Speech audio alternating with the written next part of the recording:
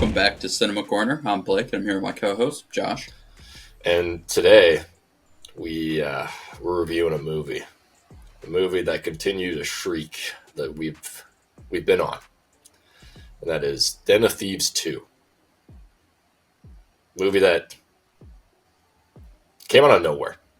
It really did. I honestly didn't realize this was a movie until, I think, legitimately 2 months before it was released. I was like, that's a sequel. I didn't know there was a trailer. I didn't know anything about it. No, yeah, I mean, it really did, just out of nowhere. Quick last-minute trailer, too, for it. Short marketing, and kind of see why. So before we destroy this movie, can you think of any good things about it? That's the challenge.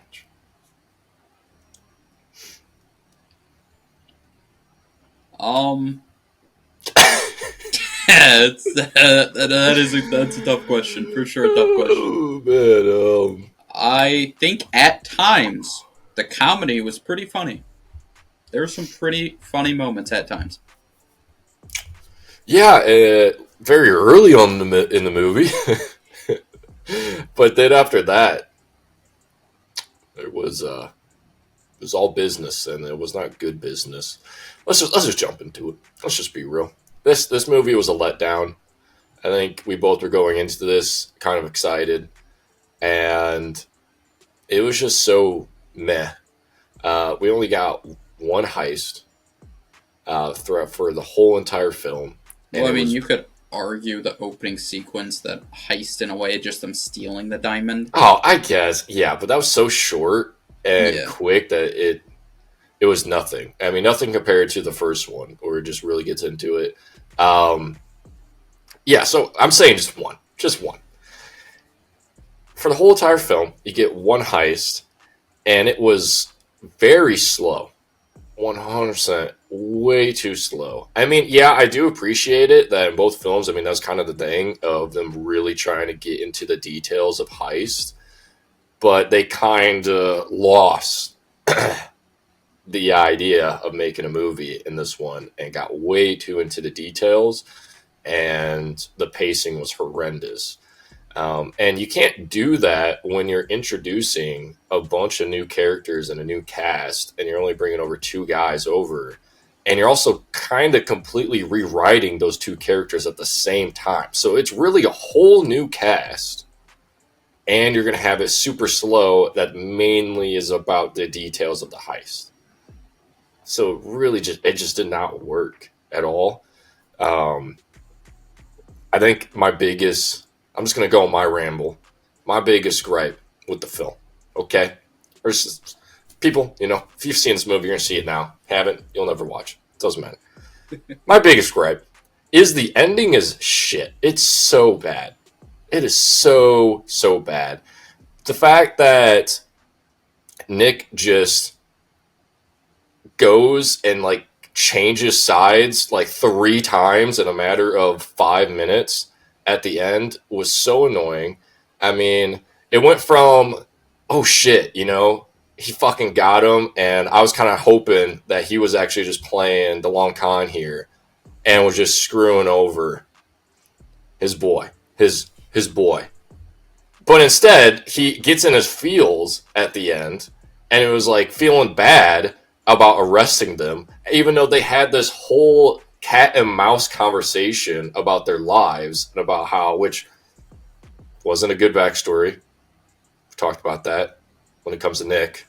It's his what was his uncle or his dad? His dad got shot, and then his dad just had a limp. His dad didn't die.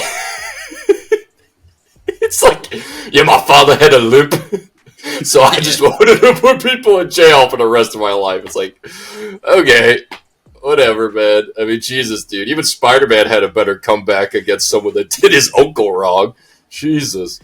Yes, either way, it had the whole, cat and mouse, which would have been an awesome foreshadowing, even though the backstory wasn't that great, but still, could have been an awesome foreshadowing if Nick just was playing the long con and betrayed him in the end and got his guy that he's been chasing. And then the fact he didn't, it was stupid. Did not work. No, I mean, and like you said, I mean, you've seen the first Son of Thieves more recently than I have because you had it assigned, to a previous video. Um, but yeah, I just feel like the whole tone in general was just like the first one was like a really good heist from both perspectives. Obviously, Nick was one of the main stars of it, being, the bad boy cop trying to arrest him. And then you also have, I don't remember, Pablo Sandoval, is that his last name? That actor's name in the first one. But you also got the point of view of, like, the burglar, the actual one causing the heist. And it was cool to see, like, both sides and, both kind of had their, like, motives behind it.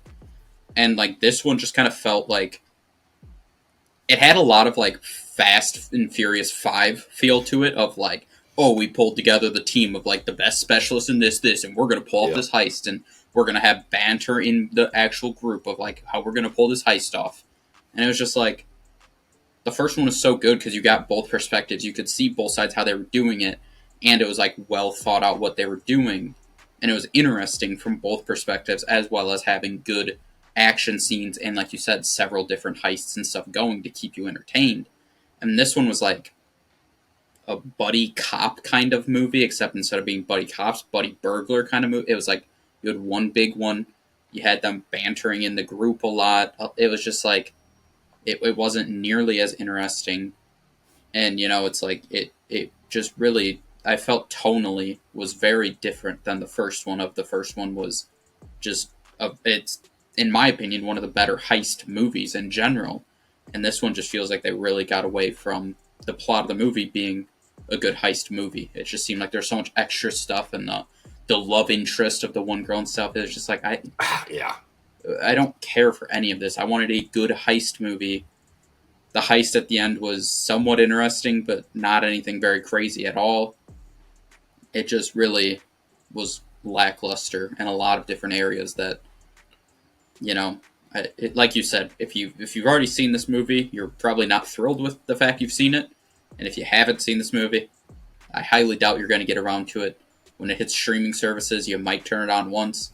But there's a good chance some people don't even finish it when they turn it on a streaming service because they're like, I'm not waiting 2 hours, 20 minutes for a heist to finally happen in a movie that's on the premise of a heist movie. And talking about the heist, I mean, it kind of just went flawlessly. There was nothing really bad. Right. Like, let's be real. Nick got left behind for a moment. That was about it. Nick got left behind, and he didn't even have to kill a cop. Like, that right there is a moment a writer should have been, okay, this is an easy win here to cause some tension in his character development and his character arc, is having a cop have to kill another cop. And he didn't. And they kind of like made it seem like either that was a cool thing that he didn't have to, but it just it didn't work at all. I mean, they should have just went with the sequel being an actual sequel to the first one and keeping him as a cop, going for like a comeback revenge story. Yeah. Instead of being a buddy with a weird Russian relationship subplot that somehow is the actual conflict that has a consequence to the heist and not even them getting caught or messing up at all. It didn't work. It didn't work. And to my surprise, this movie's actually decently reviewed. Really? It has a 61 on Rotten Tomatoes and a 6.4 on IMDb. That is I thought not bad what you at were all. about to say was, to your surprise, that Gerard Butler was actually pretty good in this movie for the most part. I'd be surprised by that. I feel like we talked about this when we saw Craven, and because they looked somewhat similar back in the day. Yeah. If Russell Crowe is the best thing in your movie currently, you probably have an issue. That's fair. I'll go on the same thing with Gerard Butler. If Gerard Butler was actually like, man, he was actually pretty good in this movie, you probably got an issue with your movie. Yeah, that is fair. And also, dude, that acting, it's a very small part of the movie. But when he first gets the stripper girlfriend of Pablo, I don't remember his character's name in the first one. When he first gets her and like interrogates her kind of in the like shipping container about like, oh, where's the money kind of thing. That lady was one of the worst actors, just most uncomfortable presence I've seen in a movie. Yeah. She was awful. I was like, get off the screen. You do not. You're horrible. And it was very, very annoying. Yeah. Yeah. Also, it was kind of. That's another scene that they try to make impactful, and it just meant nothing. Just who cared? Nobody cared about that scene at all. It made it trying to seem like it's intense of him trying to find him. Didn't matter. And how about the scene where he sees the French cops, like him being a divorced parent and kid, and once again, that leads to really just nothing at all. That he doesn't even mention that as a reasoning of why he potentially ratted them out. It just didn't. Nothing in this movie set up anything for success at the end of the film. No. And then, of course, obvious, the breakout scene of, sit in the back right seat, whatever. Yeah. And he doesn't do it. He doesn't even sit there. The breakout scene, it made no sense. It's not like they shot the truck up or anything. It didn't make any difference. It was very dumb. Just all around this movie, like I said, I think Den of Thieves, the first one, is one of the best, at least a top 3 heist movie in my eyes. It's very good to me.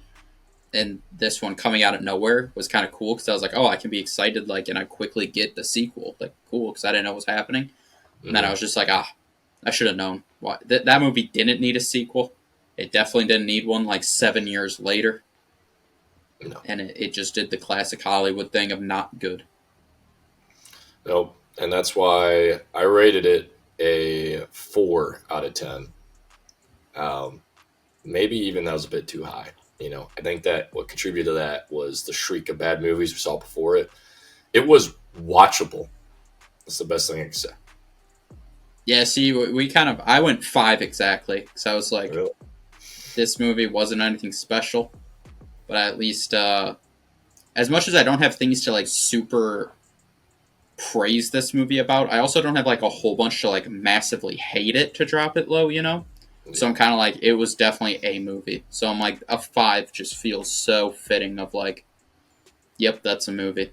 That's about it that I can think of it. That's fair. Normally, my 5 is the threshold of if I could rewatch the movie. Oh, okay. And okay. I would never rewatch this. So yeah, for me it's more below 5. For me it's more 6. 6. Once you hit 6, it's like, okay, I could rewatch it. 5 is like I said, it's like I can't think of a lot to criticize. Or in turn, loathe, I guess would be a better word. And I can't think of a lot of praise. I can just be like, yeah, some of this was not good. Some of it was decent. It was a movie. And that's why I feel 5 just fits this movie.